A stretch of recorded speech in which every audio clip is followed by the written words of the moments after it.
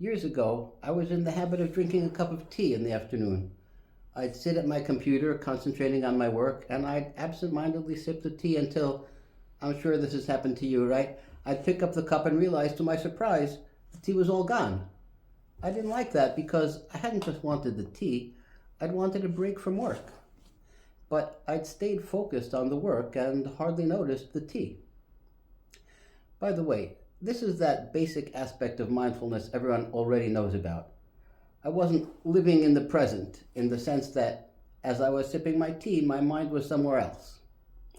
I effectively missed out on, I'm saying this with a smile on my face, experiencing the tea.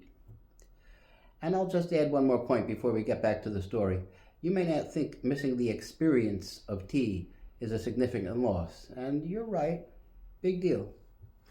But there are experiences in life that are truly meaningful, and it would be a shame to miss out on those. Mindfulness helps you focus your attention where you want it. But as I said, you already know all that. Let's get back to my story, and I'll illustrate a deeper aspect of mindfulness. To get the coffee break I needed, or in this case, the tea break, I decided to do it right. I'd leave my computer and sit on the couch for 5 or 10 minutes just enjoying my tea. And up to a point, it was great. I sat there and relaxed and actually appreciated the flavor and warmth of the tea. I didn't gulp it down so I could get back to work. I took leisurely sips, and when I was finished with my tea, I'd return to the computer refreshed. And I didn't feel guilty because I knew this is exactly what I was supposed to be doing just then. But you know what? I found myself getting really annoyed at one thing. After all that leisurely tea drinking, the last sips were always cold. How infuriating. Here I am working hard, and this is my break. Why can't I enjoy it fully, for goodness sake? But then I had an epiphany. I thought, aren't I being foolish? How silly of me to get upset over this. I know the laws of physics.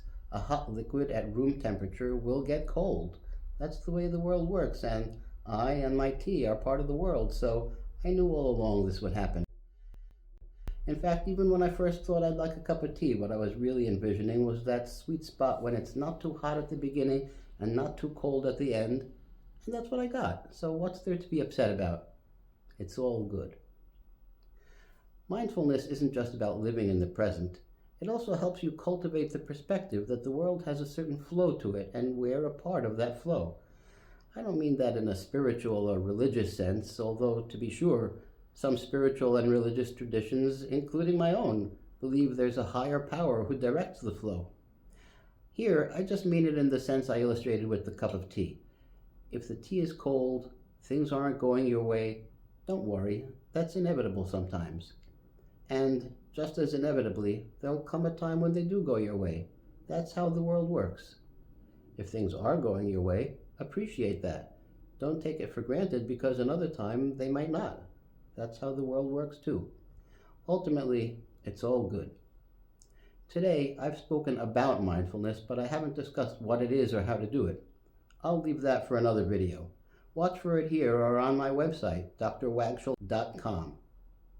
See you there.